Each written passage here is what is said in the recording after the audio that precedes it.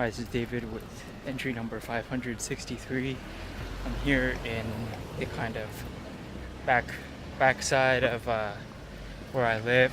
Um, this is an area of like affluence, I would say, and a lot of kind of classic. Um, this is like a classic kind of suburb within the city, so I don't really know what it's called, but I guess you would have.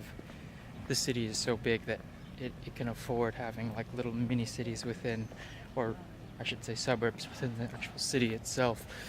So it's a pretty nice area.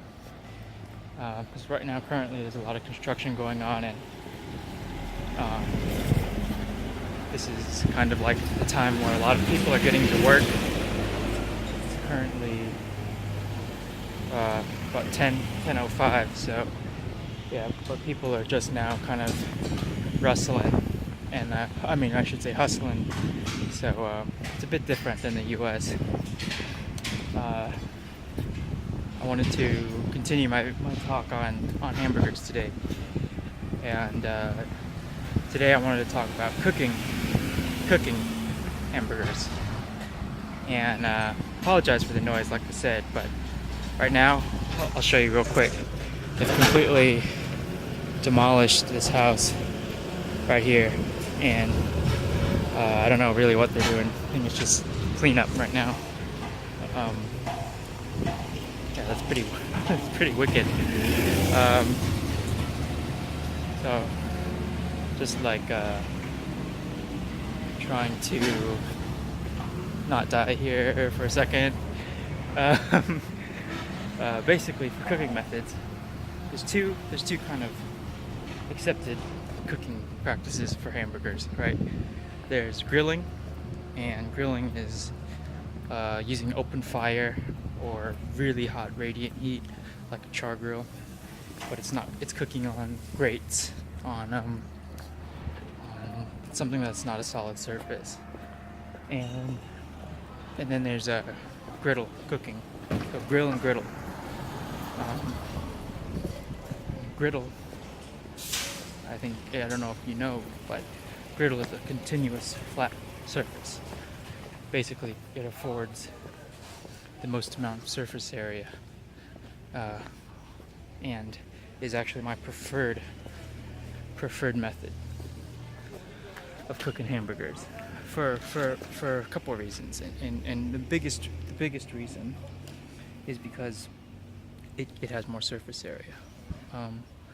A grill has spaces in between the metal parts, and the metal parts hold a lot of heat, and that's what kind of gives you the classic kind of grill marks or whatever. But I don't care really about the grill marks at all.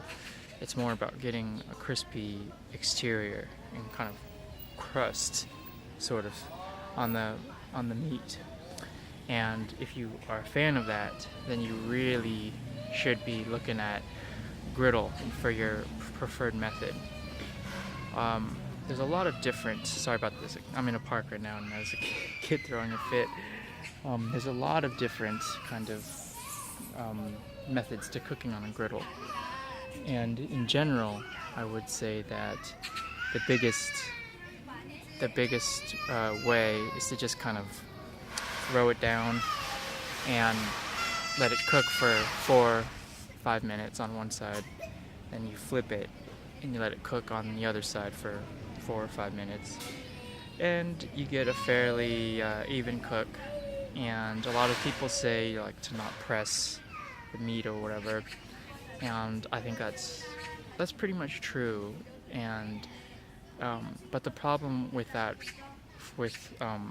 this methodology, I suppose, is that the only thing that's actually like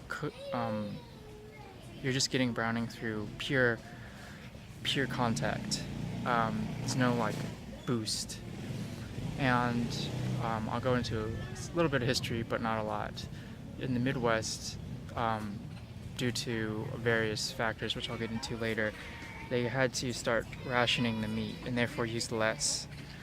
And they came up with a method of making people feel like they got more by giving them a bigger size, and that was by squishing the patty. Now, the squishing the meat is something that a lot of people do to feel like they're cooking, because they don't want to just kind of let the meat sit on the grill or griddle, and so they end up pressing it. And that's something that most people, cooks, will tell you, or like like cooking shows and stuff, will tell you, like, never press on the meat, never press down on your meat, and you know, that's something that is true.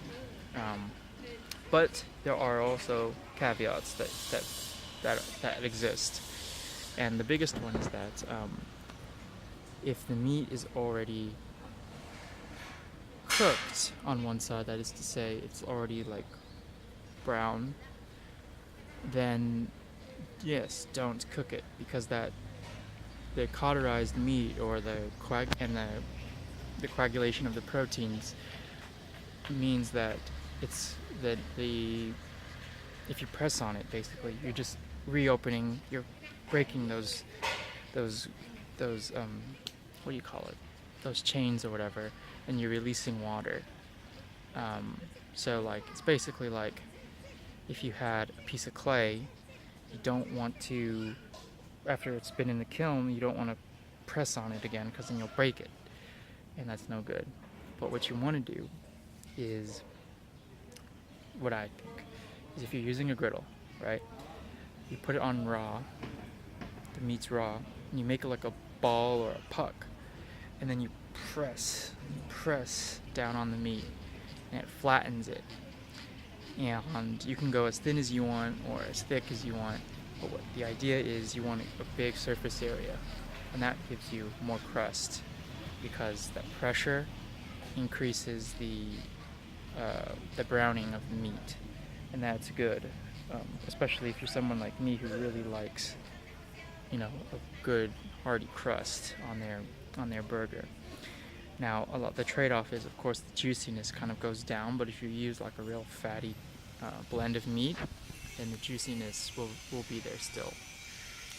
And so that's my preferred method, is what's called a smash, or basically a smash.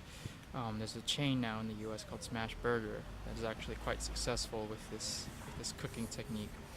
I think it renders a much more flavorful burger, and overall it's a better experience than what you get if you just kind of let it sit and not press it. You can't really do it on a grill, so there's no way you can kind of replicate the flavor. But griddle cooking is the way to go, is the truth. And there's a few other ways, like,